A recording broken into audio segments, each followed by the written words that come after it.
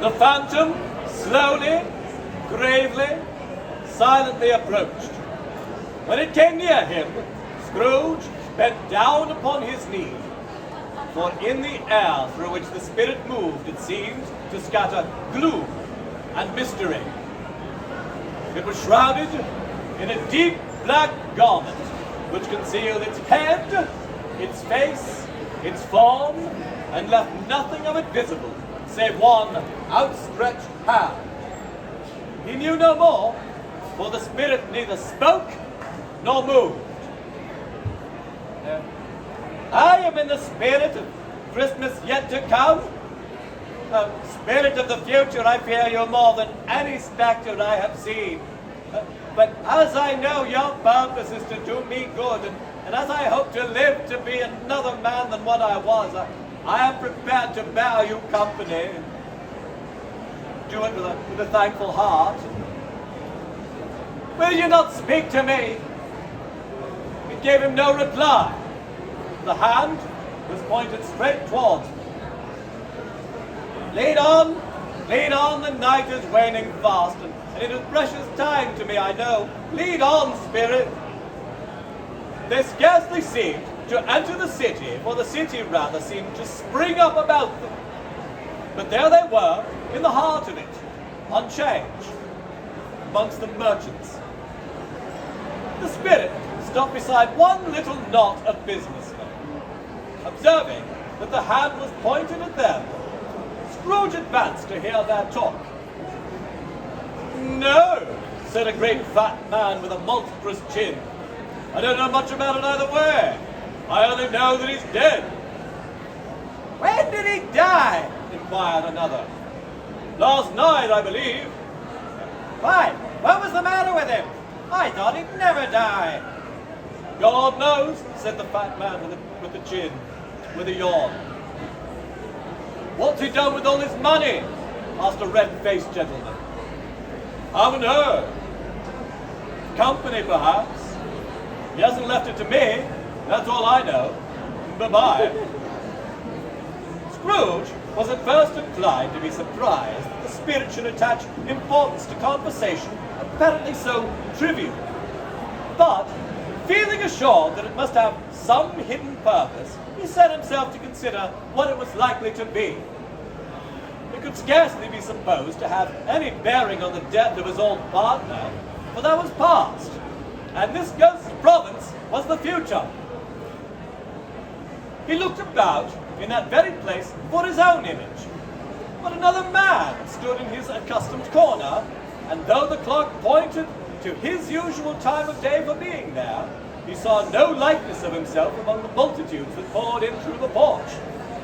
It gave him little surprise, however, for he had been revolving in his mind a change of life, and he thought and he hoped that he saw his newborn resolution borne out in this. They left this busy scene and went to an obscure part of town, to a low shop where old rags, bottle, bones, and greasy offal were bought. A grey-haired rascal of great age sat smoking his pipe.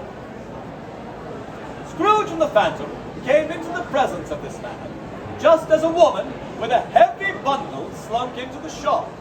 But she had scarcely entered when another woman, similarly laden, came in too. And she was closely followed by a man in faded black. After a short period of blank astonishment in which the old man with the pipe had joined them, they all three burst into a laugh. "Let the charwoman alone to be the first," cried she who had entered first, "and let the laundress alone to be the second, and let the undertaker's man alone to be the third. Look here, old Joe, here's a chance, if we haven't all three met here without meaning it." You couldn't have come to a better place. You were made free of it long ago, you know, and the other two ain't strangers neither. What you got to sell, eh? What you got to sell? "Half a minute's patience, Joe, and you shall see." "What odds then?" "What odds, Mrs. Dilber?" said the woman. "Every person has a right to take care of themselves. He always did. And who's the worse for the loss of a few things like these? Not a dead man, I suppose." Mrs. Dewar, whose manner was remarkable for general propitiation, said, "No, indeed, Mum. He'd wanted to keep him after he was dead, wicked old screw. Why wouldn't he not in his lifetime? If he had been, he'd have had somebody to look after him when he was struck with death, instead of lying gasping out his last there all alone by himself. It's the truest word that was ever spoken. It's a judgment on him. I wish it was a little heavier judgment, and it should have been. You may depend upon it if I could have laid my hands on anything else. Open that bundle, old Joe, and let me know the value of it. Speak out plain. I'm not afraid to be the first, nor afraid for them to see it." Joe went down on his knees for the greater convenience of opening the bundle and dragged out a large and heavy roll of some dark stuff. What do you call this? Bed curtains? Ah, bed curtains. But don't drop that oil upon those blankets now, Joe. What? His blankets? Whose else's do you think? You'd like them to take cold without them, I dare say. You may look through that shirt till your eyes ache, but you won't find an hole in it, nor a threadbare place. It's the best he had, and a fine one too. And they'd have wasted it by dressing him up in it if it hadn't been for me. Scrooge listened to this dialogue in horror. Spirit, I see. The case of this unhappy man might be my own. My life tends that way now. Merciful heavens, what's this? The scene had changed, and now he almost touched a bare, uncurtained bed. A pale light rising in the outer air fell straight upon this bed, and on it, unwatched, unwept, uncared for, was the body of this plundered, unknown man. Spirit, let me see some tenderness connected with the death of this dark chamber. Spirit will forever be present to me. The ghost conducted him to poor Bob Cratchit's house, the dwelling he had visited before, and found the mother and the children seated round the fire. Quiet, very quiet. The noisy little Cratchits were as still as statues in one corner, and sat looking up at Peter, who had a book before him. The mother and her daughters were arranged in needlework, but surely they were very quiet. And he took a child and set him in the midst of them. Where had Scrooge heard those words? He'd not dreamed them. The boy must have read them out as he and the spirit crossed the threshold. Why did he not go on? The mother laid her work upon the table and put her hand up to her face. "The colour, it hurts my eyes," she said. "The colour? Oh, poor Tiny Tim. They're better now again, and it makes them weak by candlelight. And I wouldn't show weak eyes to your father when he comes home from the world. It must be near his time." "Past it rather," Peter answered, shutting up his book. "But I think he has walked a little slower than he used these past few evenings, Mother. I've known him to walk with Tiny Tim very fast indeed." "And so have I," cried Peter, "often." "And so have I," exclaimed another. And so had all. But he was very light to carry, and your father loved him so that it was no trouble. No trouble. Oh, and there's your father at the door." She hurried out to meet him, little Bob in his comforter. He had need of it, poor fellow. His tea was ready for him on the hob, and they all tried who should help him do it the most. Then the two young Cratchits got upon his knees and laid each child a little cheek against his face, as if they said, "Don't mind it, Father. Don't be grieved." But Bob was very cheerful with them and spoke pleasantly to all the family. He looked at the work upon the table and praised the industry and speed of Mrs. Cratchit and the girls. They would be done long before Sunday, he said. "Sunday? You went today then, Robert?" "Yes, my love," returned Bob. I wish you could have gone. It would have done you good to see how green a place it is. But you'll see it often.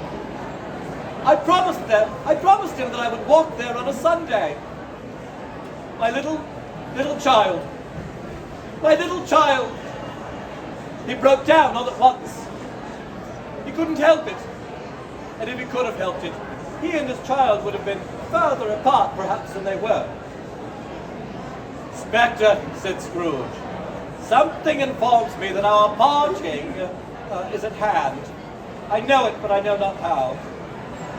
Tell me what that man was with the covered face whom we saw lying dead. The ghost of Christmas yet to come conveyed him to a dismal, wretched, ruinous churchyard. The spirit stood among the graves and pointed down to one. Before I draw nearer to that stone to which you point, answer me one question. Are these the shadows of things that will be, or are they the shadows of things that may be only? Still, the ghost pointed downward to the grave by which he stood. Men's courses will foreshadow certain ends to which, if persevered in, they must lead. But if those courses be departed from, those ends will change. Say it is thus with what you show me. The spirit was as immovable as ever. Scrooge crept towards it, trembling as he went, following the finger, read upon the stone of the neglected grave his own name, Ebenezer Scrooge. I that man who lay upon the bed? No, spirit, oh no, spirit, hear me. I am not the man I was. I will not be the man I must have been, but for this intercourse. Why show me this if I am past all hope?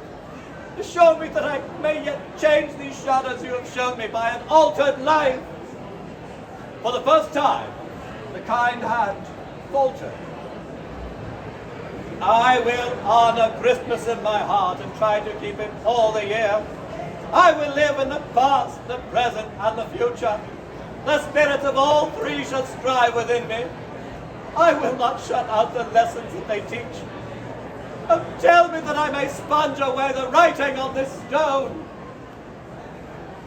Raising up his hands in one last prayer to have his fate reversed, he saw an alteration in the phantom's hood and dress. It shrunk, collapsed, and dwindled down into a bedpost. Yes, and the bedpost was his own. The bed was his own. The room was his own. Best and happiest of all, the time before him was his own to make amends in. He was checked in his transports by the church's ringing, the lustiest peals he had ever heard. Running to the window, he opened it and put out his head.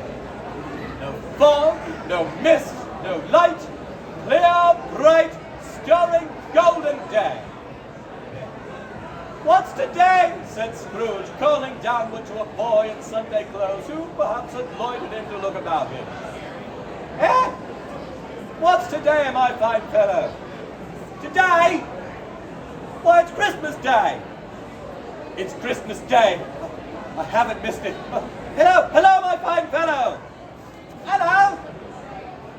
Do you know the poulterers in the next street but one? At the corner. I should have my dead. Intelligent boy. Remarkable boy. Do you know whether they've sold the prize turkey that was hanging up there? Not the little prize turkey, the big one. What? The one as big as me? Delightful boy. Pleasure talking to him. Yes, my buck. It's hanging there now. It is. Go and buy it. What, cur? No, I'm in earnest. Go and buy it and tell him to bring it here that I might give the direction of where to take it. Come back with the man and I'll give you a shilling.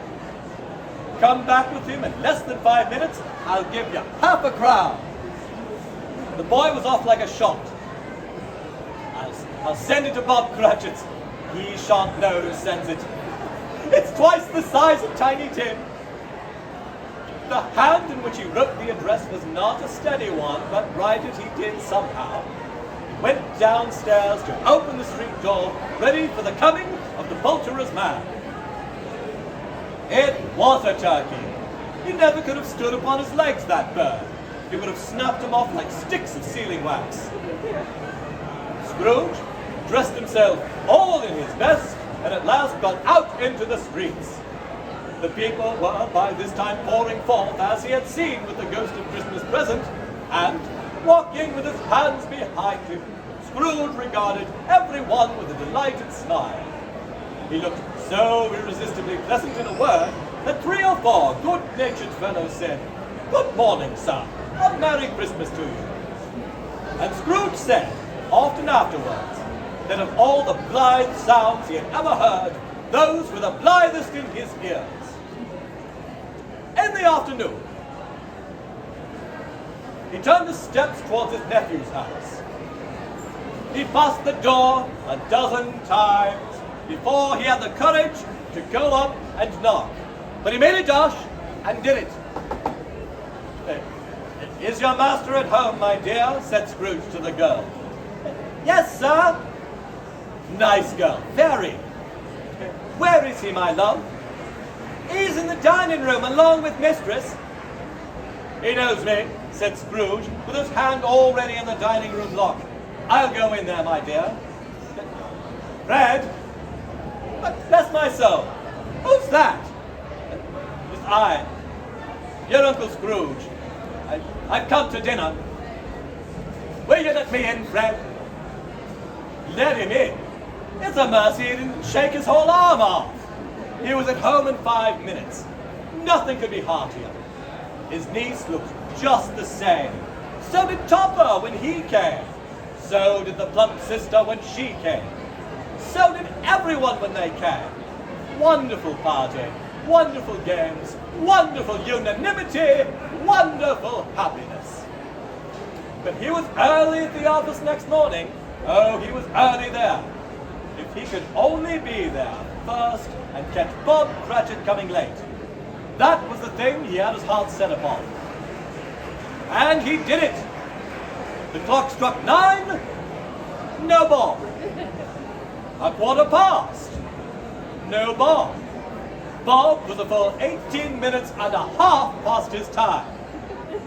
Scrooge sat with his door wide open that he might see him come into the tank. Bob's hat was off before he opened the door, his comforter too. He was on a stool in a jiffy, driving away with his pen as if he were trying to overtake 9 o'clock. "Hello?" growled Scrooge in his accustomed voice, as near as he could feign it now. "What do you mean by coming in here at this time of day?" "I'm very sorry, sir. I am behind my time." "You are? I think you are.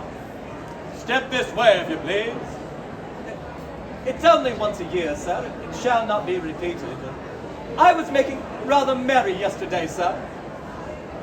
"Now, tell you what, my friend, I'm not going to stand this sort of thing any longer. And therefore," Scrooge continued, leaping from his stool and giving Bob such a dig in the waistcoat that he staggered back into the tank again, "and therefore, I'm about to raise your salary." Bob trembled, and he got a little closer to his ruler. "A Merry Christmas, Bob," said Scrooge, with an earnestness that could not be mistaken as he clapped him on the back. "A merrier Christmas, Bob, my good fellow, than I have given you for many a year. I'll raise your salary and endeavor to assist your struggling family, and we will discuss your affairs this very afternoon over a Christmas bowl of smoking bishop. Bob, make up the fires and buy a second coal scuttle before you dot another I, Bob Cratchit." Scrooge was better than his word. Infinitely more. He did it all. And to Tiny Tim, who did not die, he was a second father.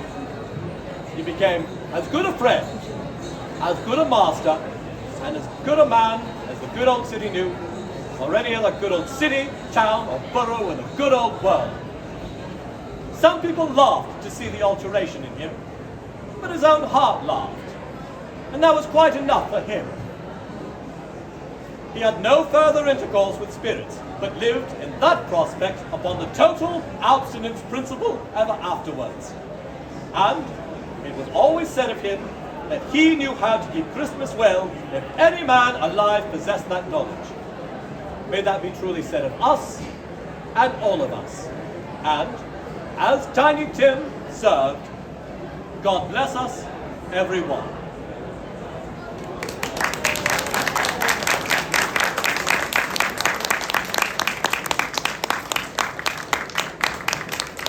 Thank you for your kind attendance, gentle friends. I hope that as you go forth to enjoy the rest of your Christmas Eve in London, that you allow the spirits of Christmas past, present, and future to strive within you. May they haunt you pleasantly. And, as Tiny Tim observed, God bless us, everyone. Charles, if I had to say anything, you are a gift from the Creator. And, of course, the Creator of this.